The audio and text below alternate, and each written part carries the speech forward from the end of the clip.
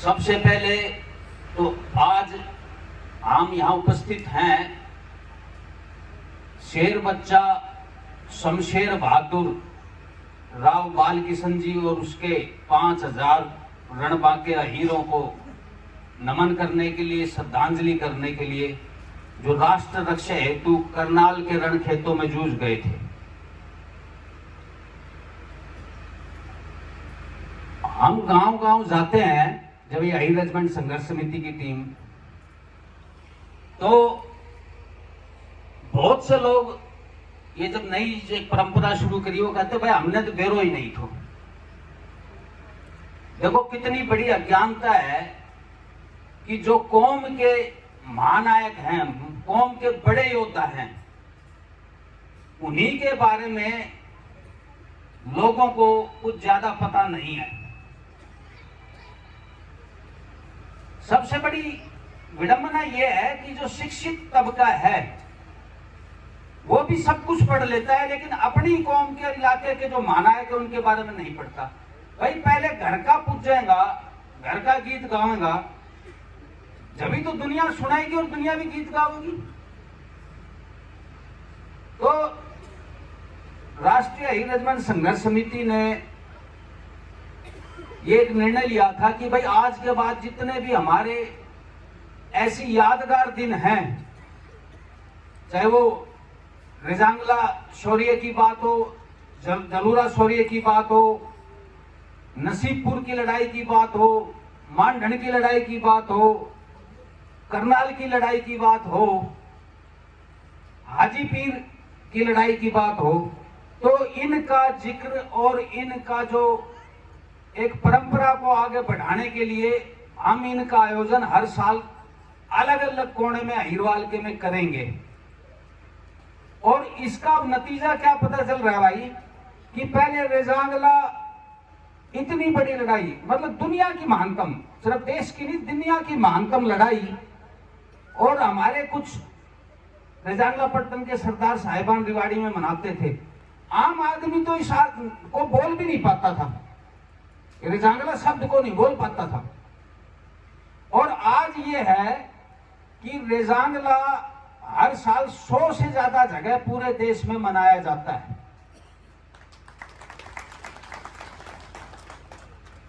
अब ये एक जन जागरण का तरीका है, इतिहास को बताने का और कौम के अंदर चेतना पैदा करने का। और मैं तो एक और गुजारिश करूंगा हमारी माँ बहन बेटी का, कि भाई जब भी शुभ काम हो से, कोई कुआ पूजन है, कोई ब्याह शादी बात सुचक है, तो हम गीत गाओ सो। तो रेजांगला का, हीर रेजिमेंट का, ये करनाल की लड़ाई का भी गीत बना लो, गा लो। जाहिदपुर में और कई जगह, गुड़ियाड़ी में, सब गांवों में हमारी जो माँ बहन बेटी से वो ये गीत गाती हैं। तो ये परंपरा चारों तरफ जो है इस पूरे अहिरवाल में फैलनी चाहिए, क्योंकि आपसे ज्यादा बड़ा नेटवर्क किसी के पास नहीं है जो महिलाओं के पास में। सारा जितना बाबा जी से, अन्य बेरों से, भाई अगर अपनो प्रचार करनो से तो मात्र शक्ति के पकड़ लो।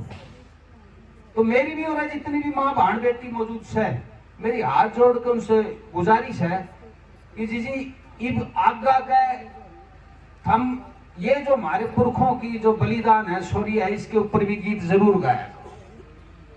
हेलो,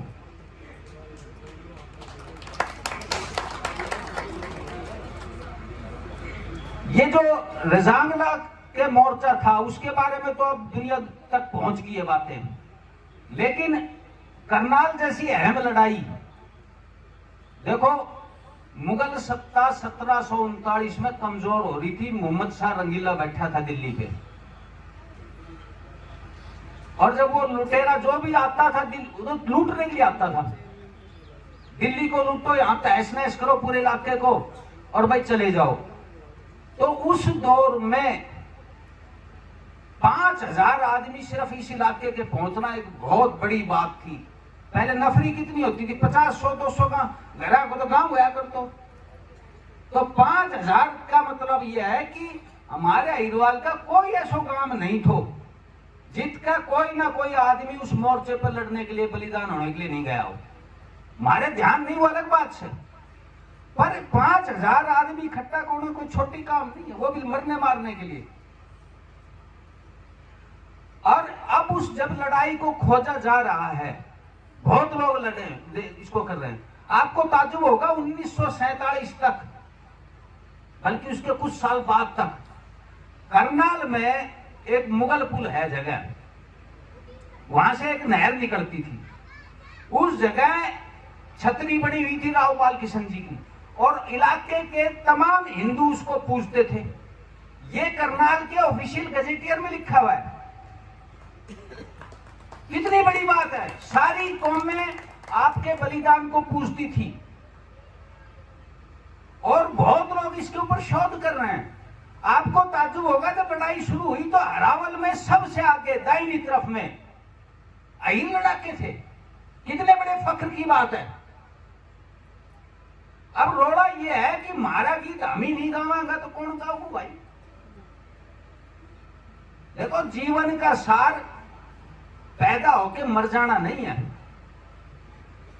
अपना पेट तो भरो, पर कुछ जन कल्याण का काम भी करो, ये आपकी जिम्मेदारी है। जैसे कर्नल साहब ने कहा, भाई जो नेक है ये सामाजिक जिम्मेदारी है। ये सब ने अपनी श्रद्धा के हिसाब से चाहे एक चवन्नी दो इस काम में, खाप के में और रेजिमेंट के में, पर दो जरूर भाई। हर आदमी का सहयोग चाहिए, और जो धन से नहीं दे सकता वो तन से दो, और जो धन तन के ना दे सके वो मन से दो। उसके अंदर एक आग होनी चाहिए कि भाई हमारे ऊपर ये जिम्मेवारी है कि रेजिमेंट और खाप का जो है काम आगे बढ़ाना है। अब इन दोनों के मैं एक चीज आपको बता देता हूं अभी। दूसरा, इसके साथ में, गठन के साथ में हम सामाजिक बातों के लिए तो खड़े होंगे, इतिहास को भी आगे बढ़ाएंगे। मैं गुणवाल भाइयों को बोलना चाहता हूं, देखो, जब राव गुजरमल के टाइम में सबसे बड़ा हमारे पास क्षेत्र था, ये जो लड़ाई हुई करनाल की, तो हमारे बुजुर्गों की मर्दानगी और बलिदान को देखते हुए नारनौल का पूरा परगना और हांसी हिसार का परगना भी मिला था। तो पूरे क्षेत्र को काबू करने के लिए क्या होता था, जैसे अंग्रेजों ने छावनी बनाते थे तो उस दौर में किले बनाए जाते थे। तो गुणवाल भाई भी इतने लड़ाके थे जो चारों दिशाओं में किले बनाए। तो जो इस तरफ का, जो जटवाड़ की दिशा का जो किला था, झज्जर की तरफ का, वहां गुरावड़ा में गुणवाल बसाए गए, और जो गुरावड़ा का किला था वो गुणवालों के अधीन था। ये आपका इतना बड़ा योगदान है इस अहिरवाल के लिए, अहिरवाल की राजनीति में। ये शायद बहुत सारे लोगों को मालूम नहीं होगा। दूसरा, जब भी फौजी ठिकानों की बात होती हो, चाहे गढ़कोसली हो, नाड़ हो, कणीना हो, तो आप ध्यान रखना मंदोला के गुणवालों का जिक्र जरूर होता है। उनका इतना भारी योगदान है आपके फौजी इतिहास के अंदर। मानगढ़ की लड़ाई में गुणवालों का जिक्र है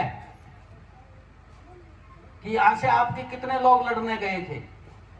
नसीबपुर की लड़ाई में गुणवालों का जिक्र है। वो अलग बात है कि भाई हमने जो है उसको आगे बढ़ाया नहीं। तो ये जो भाई आए हैं, थोड़ा सा लंबा जरूर ले रहा होगा सौदा, यहाँ कई कार्यक्रम हुए हैं, होली भी गाई गई है, लेकिन आप ध्यान रखो ये जो बैठक है इसके दूरगामी होंगे। हम तो चले जाएंगे, हमारा जीवन इतना लंबा नहीं है, लेकिन अगली पीढ़ी को ये आप परमानेंट एक ऐसी चीज दे जाओगे जब कहोगे भाई हमारा बुढ़िया समझदार था, जो वक्त रहते इस खापों को फिर से खड़ा कर दिया।